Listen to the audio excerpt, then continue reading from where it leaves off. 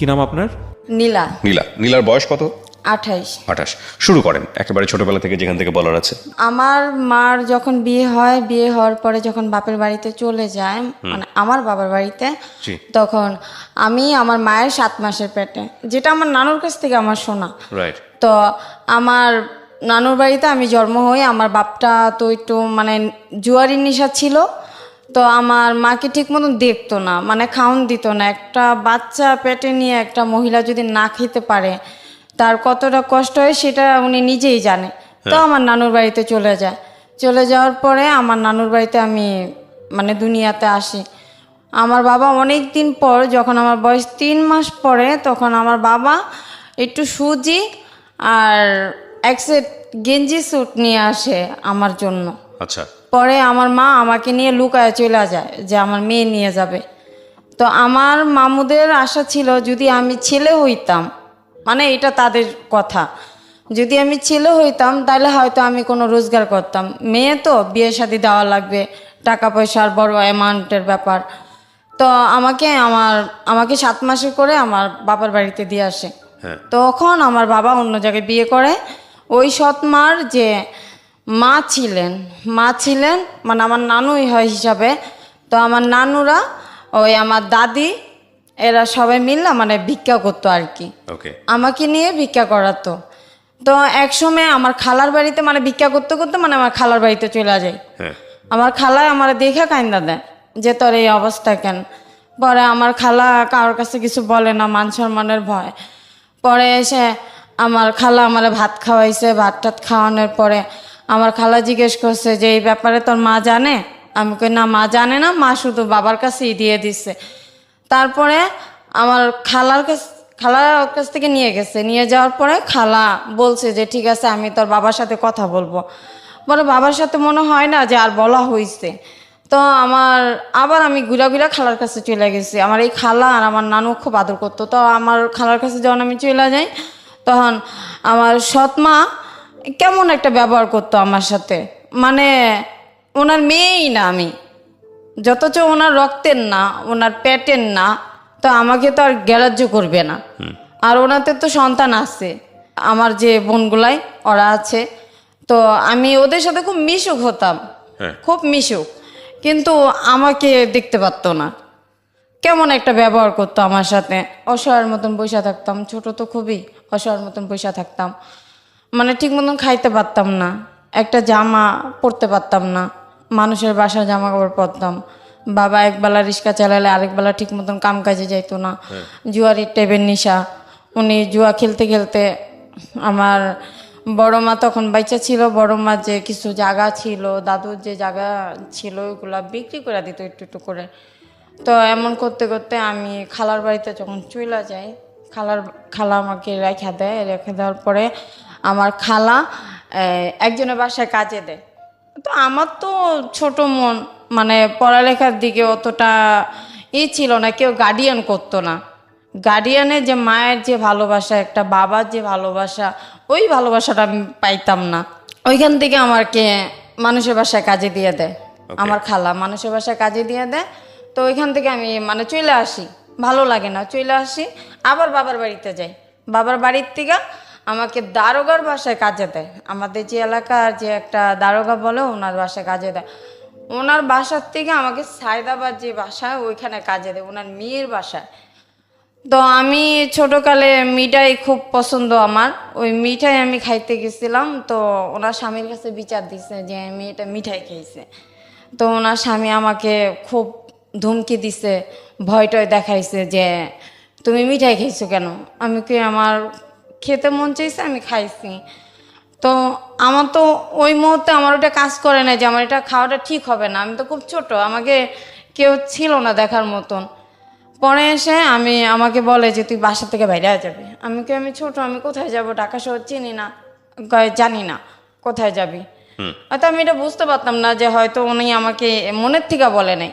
তো আমাকে মরিচ আনতে দিছে, ওই জিনিসটাই আমার মাথায় কাজ করতেছে যে উনি তো আমাকে বাসা থেকে বাইরে যেতে বলছে, তাহলে আমি চলে যাই। তো কমলাপুর গিয়ে বৈশা রয়েছি। আমার খুব ক্ষুধা লাগছে, কি খামো, মানুষের এখানে চায়া খাইতেছি, যে আমার একটু রুটি দেন। হ্যাঁ। তো একটু রুটির বদলি সে আমাকে বলছে যে চল আমার বাসায় যাবি।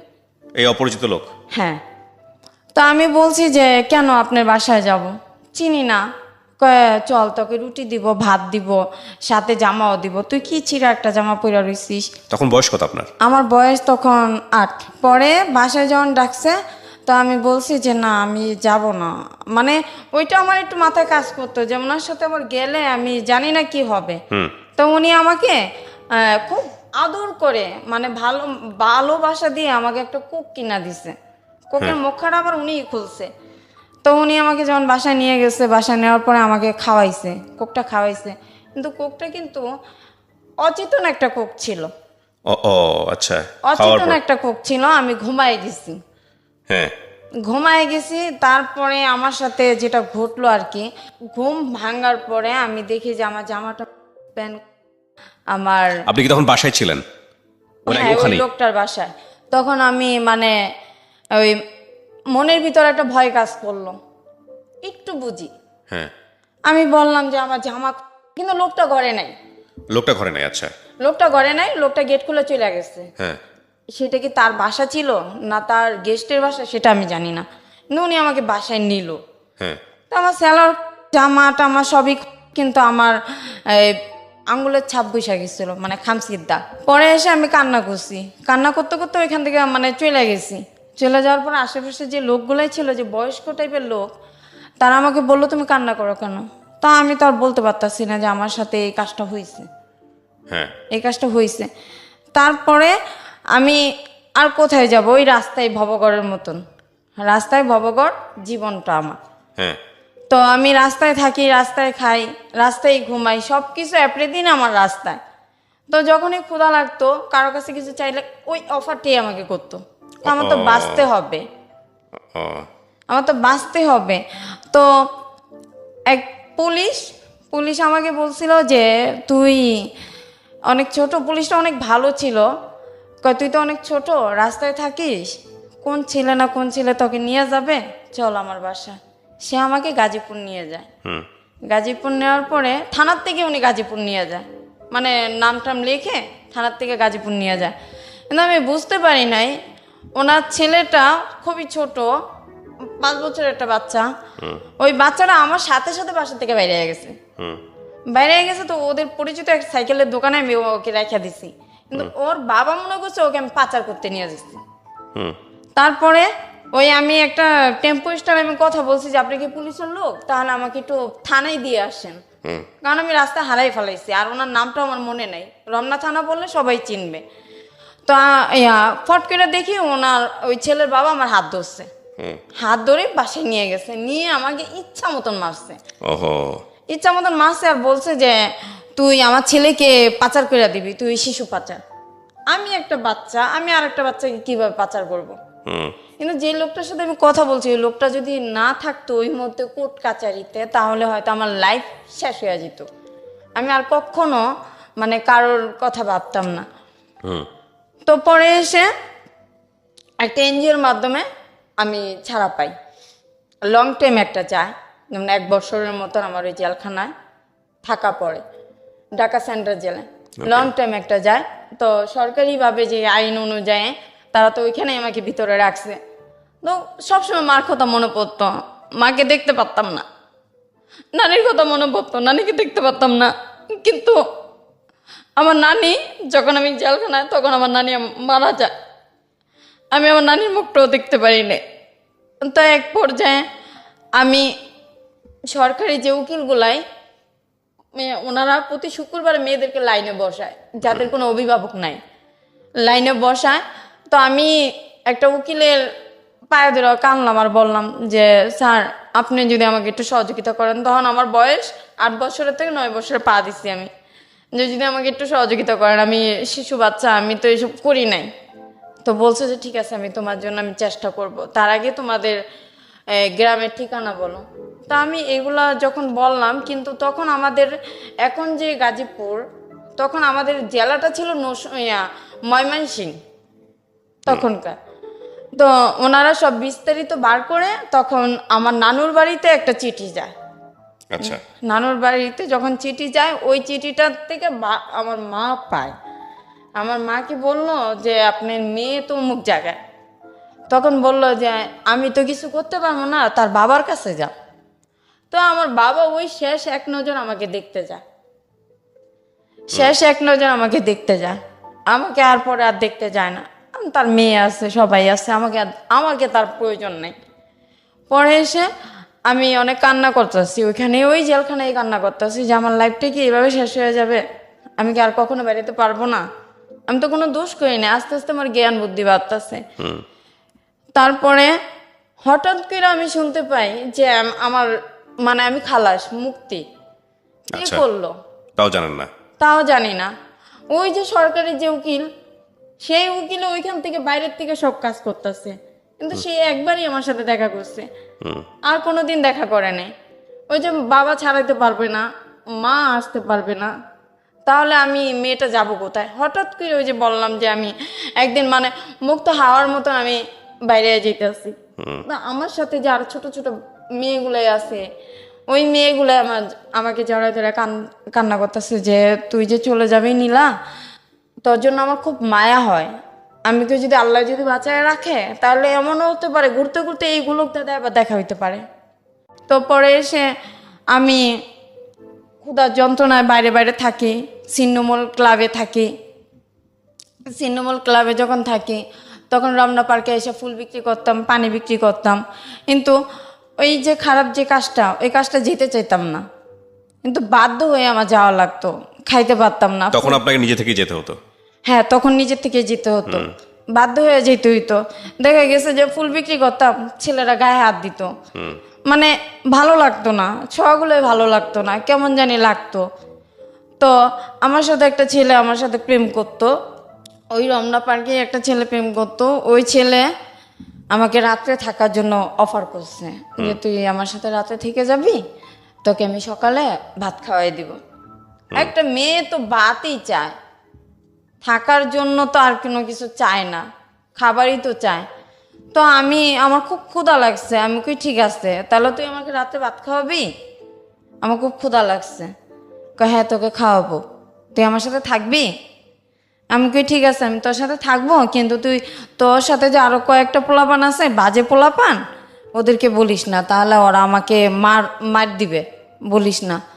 তো ওই রমনা পার্কের যে অপর সাইডে একটা নতুন করে সাত সিস্টেমের একটা বিল্ডিং হইতাছিল, ওইখানে এখন বর্তমানে ফুল টুল বিক্রি করে। ওই শিশু পার্কের যে মাঝামাঝি যে রোডটা, ওই সাইডে ফুল বিক্রি করে। ওই ছাদে ছোট্ট কইরা ছাউনির মতন বাঁশ দিয়ে মানে ঘর বানাইছে কোনো মতো। পরে এসে আমাকে ওইখানে নিয়ে গেছে। তো আমি তো জানি না যে কি হতে চলছে আমার সাথে। পরে এসে ওই ওই ছেলে তো আমার সাথে তো, তার যে আরো যে মানে সাঙ্গগুলোই আছে, যে বন্ধুরা আছে, তারা আমার সাথে আমারে শুধু শুধু লাঠি এনে ইচ্ছা ওর মাইর।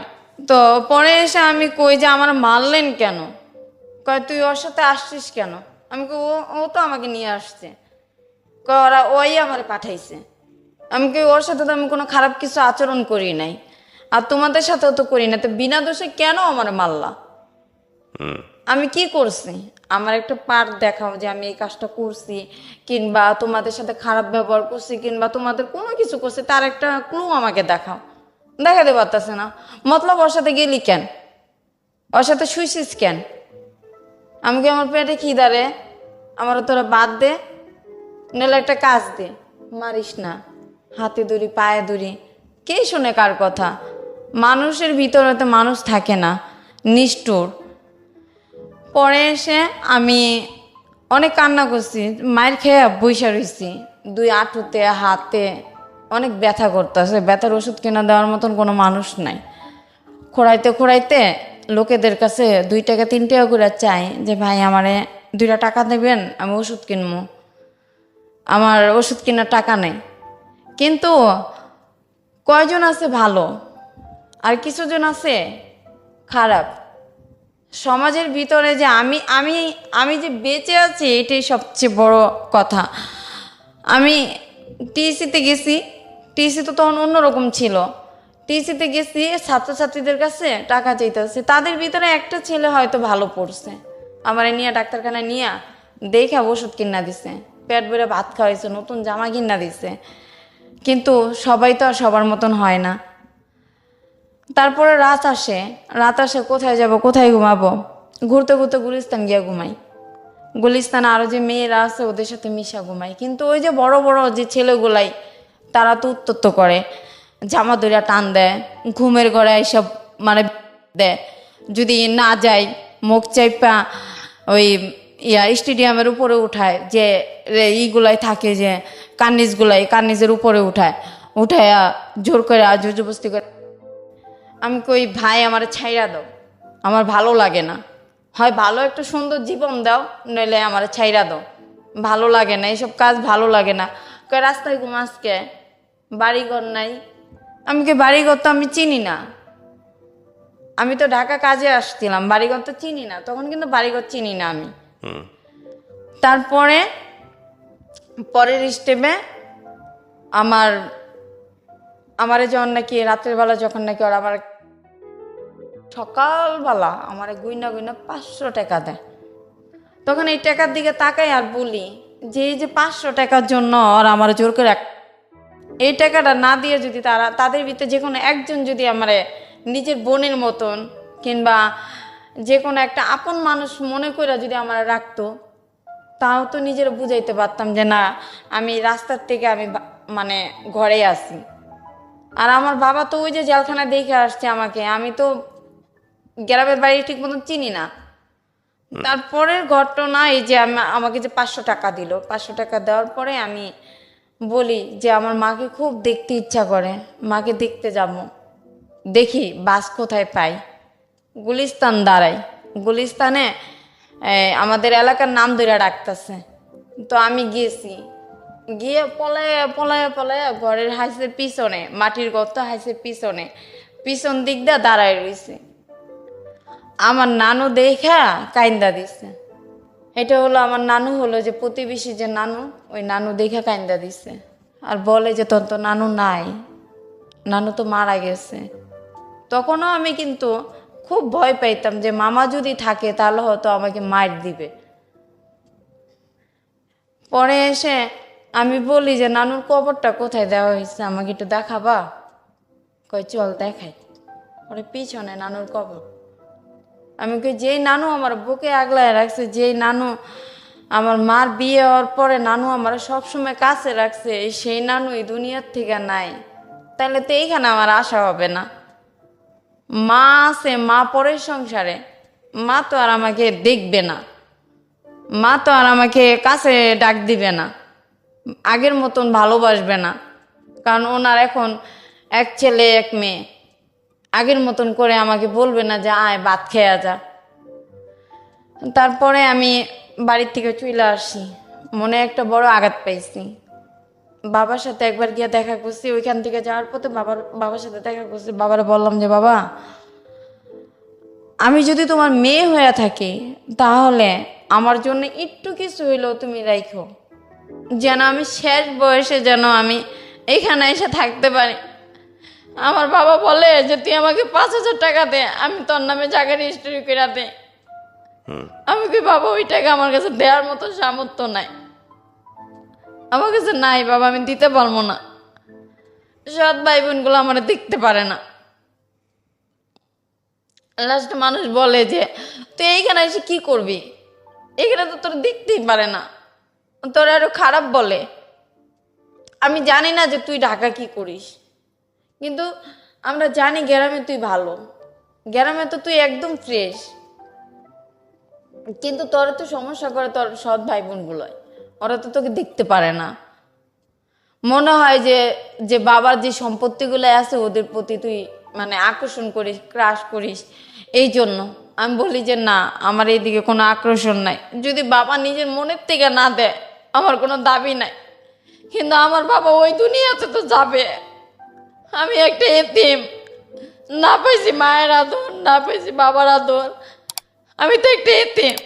বাবা তো একটা এতিম মেয়ে মনে করে আমার জন্য একটু জায়গা রাখতে পারে, তারপরে ওইখান থেকে আমার আস্তে আস্তে আস্তে আস্তে আমি আমার জেল জগৎ, রাস্তায় তো ঘুমাই, কখনো পুলিশে ধরে নিয়ে যায়, কখনো পুলিশে মারে, এমনি সেমনি করতে করতে আমার 2015-তে আমি আসি লাস্ট ফিনিশিং। 2015 থেকে আমি আবার জেলখানার থেকে আসি। যত আমরা খারাপ মেয়ে, আমরা রাস্তায় থাকি, মানে সমাজের, মানে আমাদের জন্য সমাজের সমস্যা হয়ে যায়। আমাদের জন্য ভালো ভালো মেয়েদের নাকি বলে ইফটিজিং করে, তাহলে যদি আমাদের জন্য যদি ভালো ভালো মেয়েদের ইফটিজিং করে, তাহলে 5 বছরের বাচ্চাদের কেন রেপ করে? আমরা তো ইচ্ছা করে রাস্তায় নামি নাই, পেটের দায়ে পেটের ক্ষুধায় রাস্তায় নামছি। কেউ তার আমাদের ভালোবাসে নাই, নিজের মনে করে। তারপরে যখন জেলখানার থেকে 2015-তে ভাইয়ায় একটা ছেলের সাথে আমার রিলেশন হয়, এই জগৎ থেকে, এই খারাপ জগতের থেকে সম্পর্ক হয়, আমাকে বিয়ে করে। বিয়ে করার পরে আমার বিয়ের 1 বছর করতে পারে নাই, ও আরেকটা মেয়ের সাথে রিলেশনে জড়ায় গেছে। আমি ওর হাতে ধরছি, পায়ে ধরছি যে ভাই আমারে তুই ডাইল ভাত খাওয়ায় ঘরে রাখ, আমি এই কাজে যাব না, এই কাজে আমার ভালো লাগে না, এই কাজটা আমার কাছে একটা নরকের মতন লাগে, আমি যাবো না, তুই আমার ডাল ভাত খাওয়া, আমি ঘরে থাকি, আমি নামাজের চূড়া জানি না, তুই আমারে শিখাবি, আমি শিখতে চাই, তুই আমার স্বামী, তো তুই আমারে শিখাবি। কে শুনে কার কথা? আমার স্বামী গাড়ি চালায়, 2 দিন পর 3 দিন ঘরে আসে, আর ওর মার কাছে বলে যে অত সন্তান হইব না, আর দেশের বাড়িতে নেওয়া যাবে না, ওদের দেশের বাড়ি আবার বরিশাল, ওকে দেশের বাড়িতে নেওয়া যাবে না। আমি কই কি যে ভাই আমার সন্তান হবে, ডাক্তারে বলছে, তুই যদি ঠিক মতন ঘরে আসিস, ঠিক মতন যদি স্বামী স্ত্রী যে একটা সম্পর্কই তো তুই আমার সাথে করিস না, তাহলে আমার সন্তান কিভাবে হবে? তারপরে যে মেয়েটা ওই মেয়েকে বিয়ে করে, আমি ওরে অনেক বুঝাইছি যে ভাই তুই বিয়ে করছিস ভালো কথা, আমি মাইনা নিছি, বড় বউ হিসাবে আমি মাইনা নিছি, কয়টা মেয়ে সেক্টিভাইজ করবে? আমি তো 2টা ডাইল ভাত খাওয়ার জন্য আমি মাইনা নিছি, আমি তো খারাপ হওয়ার জন্য না। কিন্তু ও আমার কথা শুনে নাই। আমি আমি আমি দেখতেও সুন্দর, আমার চেহারা সুন্দর না, আমি কালো, ওর সাথে আমার মানাইব না, আমি খারাপ, বড় বেটার সাথে যাই, আমার এই সমস্ত কথা কইছে। আমি কাঁদতে কাঁদতে কাঁদতে কাঁদতে ওর বাসার থেকে আমি বাইরে হয়ে গেছি যে তুই তো আমার খারাপ দেখেই বিয়ে করছ, তাইলে তুই আমার কাছ থেকে কেন ছেড়ে যাস? না, তোর সমাজে নেওয়া যাইব না, সমাজে নিলে তোরে চিনলে ও মানুষ তোরে খারাপ কইব। আমি কি, তুই তো আমার স্বামী, তুই কবি আমার মানুষটা বলবি যে আমার বউ, আমি বিয়ে করছি ভালো হয়ে গেছে গা, সম্মান তো ওরা এমনিই দিব, সম্মান তো নিজের থেকে নেওয়া যায় না, ওরা তো এমনিই দিব যদি তুই আমার ঘরে রাখো। কয় না, আমার নন্দে কয় আপনি আমার বাসায় আইসেন না, আপনি খারাপ, আপনারে দেখলে মানুষ সিসি করে। আমার বাসুর আমারে দেখতে পারে না, আমি খারাপ বইলা। আমি কই দেখো, খারাপ তো কেউ মায়ের পেটের থেকে আসে না, পরিস্থিতি শিকার হয়ে খারাপ হয়। আমি ভালো হইতে চাই, তোমার বাইরে একবার বলো, তোমার তো ছোট ভাই কথাগুলো শুনবে, তোমরা একবার বুঝায় বলো যে আমাকে রাখতে। কয় না, আপনি যে এনে আছেন ও নিয়ে থাকেন, আপনি আইসেন না আমাদের কাছে, আপনি আইলে মানুষ খারাপ কয়। আমি এই জনকাশপুরে আমার স্বামীর লঙ্গির থেকে শুরু করে ওরে কোন সুনোটা দিলে মুখে শুট করবে, কোন গেঞ্জিটা পরলে ওরে ভালো লাগবে, আমি সব কিনা দিতাম, কিন্তু ভালোবাসার কাছ থেকে আমি পাই নাই। ও নিশা খাইতো, যে বর্তমানে যে বলে যে ইয়াবা, ও নিশা খাইতো। আমি বলছি তুই যাইস না, তুই এখানেই থাক, তুই এগুলো খাইস না, তুই যদি এগুলো খাস তুই জীবনে পরিবর্তন হইতে পারবি না। কয় আমার মায়ের তেল বাঁকা দিত, তুই আমার চিনস, তোর মায়েরা গুম করে তুমো, কেউ খবর পাইব না। আমি কই দেখ আমি এতিম মাইয়া, তুই এতিম, তুই এইগুলা খাইস না। আসলে আমার কথা শুনতো না। নিত্য নতুন মেয়ে দেখে, নিত্য নতুন মেয়েদের ছোঁয়ার ভালো লাগে। বউ তো পুরনো হয়ে গেছে, বউ ছোঁয়ার ভালো লাগে না। বউ কাছে গেলে ওর মানে যেমন অস্বস্তি বোধ করে। পরে এসে আমি বলছি যে ভাই তুই যখন বিয়ে করছ, তুই যাদের সাথেই যখন থাকবি, তাহলে তুই আমার মাসে সংসারে খরচ দিস 5,000 টাকা, সেটা দিবি? কই আমি টাকা পাবো কই? আমি কই তুই তো গাড়ি চালাস, আর আমি এই যে দেখ না আমি বাইরে যাই, রাস্তায় যাই, সবসময় তো কাজ হয় না, একসময় ঘরে না খায়া থাকতে হয়। মাসে ঘর ভাড়া 5,000 টাকা, খাওয়ান আছে, সবকিছু আছে, কাপড় চাপড় আছে, এগুলো তো তুই আমার দেশ না, আমার নিজেরই মেনটেন করে চলতে হয়। আমি তো মানসিক প্রেশার নিতে পারি না। ওর জন্য আমি একবার ফাঁসি দিতে গেছি, একবার আমার বুকে আগুন দিতে গেছি। ওই বাঁচাইছে, কিন্তু ওই বাঁচাইছে আবার ওই আমার কাছ থেকে সরে গেছে। তাহলে কেন গেলি আর কেন আমার বাঁচাইলি?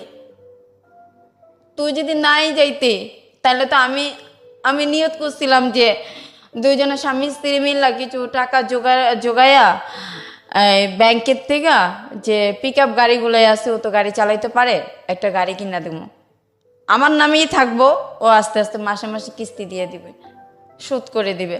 কিন্তু না, কয় আমারে 5 লাখ টাকা দে, 5 লাখ টাকা দে, টাকা দিলে তাহলে এই তোর সাথে আমি থাকবো। আমি কই আমি এই টাকা পাবো কই? তুই তো জানোস যে আমি কি কাজ করি, এই কাজে তো এরকম এত টাকা পাওয়া যায় না। আর এই কাজে কয় টাকা দেয়? কোনো ক্লায়েন্টে দেয় 1,000 টাকা, কোনো ক্লায়েন্টে দেয় নাইডে নিয়ে গেলে 2,000 3,000 টাকা দেয়, এত টাকা তো পাওয়া যায় না। আর আমি কই পাবো এত টাকা? আর আমি তো আর 5 জনের মতন ওই রকম খারাপ হইতে পারবো না যে একজনের নিঃস্ব কইরা শেষ কইরা আমি নিয়ে এসে পড়বো, তাহলে তো আমার জেল হইব, ফাঁসি হইব। আমি তো এগুলো পারবো না। কয় না পারলে নাই, তোর কাছে আমি থাকবো না। তারপরে দিয়া আমি বাইরে চলে যাবো দেখে আমি পাসপোর্ট করছি। বাইরে চলে যাবো দেখে পাসপোর্ট করছি। 2017-তে আমি যাইতে পারি নাই, কারণ আমার ভিসার মেয়াদটা আছে একদিন, আমি যাইতে পারি নাই। পরে আবার নতুন করে আবার পাসপোর্ট আর ভিসা এগুলো সব ঠিকঠাক করছে। ঠিকঠাক করার পরে অন্য অফিসের থেকে আমি গেছি সৌদি 2018-তে। তখন আমার মা বোন সবাই ঢাকা থাকে। তখন আমার মা বোন জানতো না যে আমি এই কাজ করি। ওদের সাথে বছরে একবার গিয়ে আমি দেখা করতাম, নাহলে মাসে একবার গিয়ে দেখা করতাম। এত লম্বা হিস্টোরি, সব কিছু মেমোরিতে থাকে না, যেগুলো মনে আছে আমি সেগুলোই বলতেছি। তারপরে আমার মা বোন আমি নিয়ে আসছি। এখানে আবার একটা ঘটনা ঘটছে যে আমার ছোট ভাই আবার একটা কাজ করছে। ওই ছোট ভাইয়ের জন্য আমি, আমার ছোট বোন, আমার মামানি জেলখানায় গেছি। কারণ আমি তো জেলখানায় গেছি, জেল জগতের অবস্থা আমি জানি, কিন্তু ওরা তো কখনো জেলখানায় যায় নাই। ওই ভাইয়ের জন্য আমাদের জেলখানায় নিয়ে গেছে। জেলখানায় নিয়ে গেছে, তোর ভাইরে ধরায় দে, নইলে টাকা দে। তা আমরা বললাম যে ভাইরে ধরায় দিব, আমরা ওই টাকা কোথায় পাবো, আমাদের কাছে টাকা নেই। আমার জিজ্ঞেস করে ও তোর কি হয়? আমি কি আমার ভাই হয়? কয় তোর কেমন ভাই? আমি কই আমি আগের সংসারের। এটা তো আমার বলতে হবে। পরে আমার ছোট বোনডে ইচ্ছা রকম দারোগায় হাতে লাঠি দিয়া, মোটা যে লাঠিগুলো এগুলো দিয়ে বাড়ি দিছে। আর ওই দারোগায় আমার মাঝরাই তো ঘুমেতে উঠায় নিয়ে আমারে কয় তোর ভাইয়েরে আইনা দে, আর নইলে তোরা জেলে পচবি। তখন আমি বলি অন্যায় ভাই করছে, আমরা অন্যায় করি নাই। তো এইখানে যে অন্যায় করছে আপনারা তারে খোঁজেন। আচ্ছা, আপনার নামটা যেন কি বলছিলেন? নীলা। নীলা, আমি খুব সংক্ষিপ্ত করে কিছু প্রশ্ন আপনাকে জিজ্ঞেস করি। আপনার বর্তমান কি আপনি একই পেশার সঙ্গে যুক্ত আছেন? জি জি এখনো আছেন? জি। আপনার এই পেশাতে নিশ্চয়ই ভালো লাগে না? না। তো আপনি এখান থেকে বের হয়ে গার্মেন্টসে যান না কেন? গার্মেন্টসে কাজ করলে তো পারেন। গার্মেন্টসে কাজ করলে শিক্ষাগত যোগ্যতা লাগে, যেটা আমার ভিতরে নাই। আচ্ছা, বাসা বাড়িতে কাজ করতে গেলে দেখা গেছে ছেলে একা থাকে, গায়ে হাত দেয়। অফিসে পিয়নের চাকরি করব, একটা ফাইল একটা স্যারের কাছে দিয়ে যাবো, এখানে কি লেখা আছে আমি পড়তে পারবো না। মাসে যদি আমার খাওয়া দাওয়া নিয়ে 20,000 টাকা খরচ যায়, আমি এই 20,000 টাকা আমি কোথায় পাবো? না, তারপরেও আমি আপনাকে একটা কথা বলি, আপনি যদি চেষ্টা করেন এখান থেকে বের হয়ে আসার জন্য, নিশ্চয়ই আল্লাহ আপনাকে পথ দেখাবে। চেষ্টাটা করতে হবে, 1। আর 2 নম্বর যেটা, সেটা হচ্ছে দেখেন এই জায়গাটা কিন্তু অনেক রিস্কি। আপনি যে কাজটা করেন এটার যে হেলথ কিছু ইস্যু আছে, স্বাস্থ্যগত কিছু বিপজ্জনক ঝুঁকিপূর্ণ একটা জায়গা, এটা জানেন আপনি? হ্যাঁ জানি। আচ্ছা, তাহলে এই ঝুঁকিপূর্ণ জায়গাতে যেভাবে স্বাস্থ্য ভালো রাখতে হয় সে বিষয়ে আপনি সচেতন থাকবেন। দেখেন, আপনার এই গল্পটা এটা আমি ভিজুয়ালি পোর্ট্রে করতে চেয়েছিলাম। আপনার যদি মনে না থাকে, আপনি আমার অফিসে গিয়েছিলেন, জি। পরবর্তীতে আমার কাছে মনে হচ্ছে না আপনার ফেস দেখালে আপনার সামাজিকতায় ক্ষতি হবে, সেই জায়গা থেকে আমি রেডিওতে নিয়ে এসেছি গল্পটা। এবং এটা ঠিক যে আপনার এই গল্পের অনেক কিছু আমরা ছোটোখাটো কেটে প্রেসাইজ লিখানো উপস্থাপন করেছি। আমি শুধু একটা জিনিসই বলতে চাই, এখানে আমার যতগুলো কেস এরকম জানা আছে সেখান থেকে আমি দেখেছি যে একটা মেয়ে কি পরিমাণ ভার্নারেবল লাইফ লিড করলে সেই ধরনের পেশাতে যায় বা যেতে বাধ্য হয়। সো এরা মানুষ, এরা আমাদের মা বোন, এদেরকে সম্মান করতে হবে। কেউই আসলে স্বেচ্ছায় ধরনের পেশাতে যায় না। যখন ঢুকে পড়ে, যখন একেবারে একেবারে অনেক দিন সময় পার হয়ে যায়, তখন আর অনেকেই বের হয়ে আসতে পারে না। অনেকে অনেক ধরনের মাদকদ্রব্যের সঙ্গেও জড়িয়ে যায়। সো আমরা কেউ যেন কখনো কাউকে বাধ্য না করি সারাটা জীবন ধরে এরকম একটা পরিস্থিতিতে যাওয়ার জন্যে। সো এটাই হচ্ছে বলার। আজকের এই গল্প থেকে হয়তো অনেক কিছুই আমাদের শেখার আছে। তারপরেও কথা হলো যে অনেক সময় বললেও পরিস্থিতি আমাদেরকে অনেক অনেক বেশি বাধ্য করে নানা প্রতিকূল অবস্থায় নিজেদেরকে ঠেলে দেওয়ার জন্য। সো আল্লাহ আমাদেরকে সেভ করুক, এই প্রত্যাশায় শেষ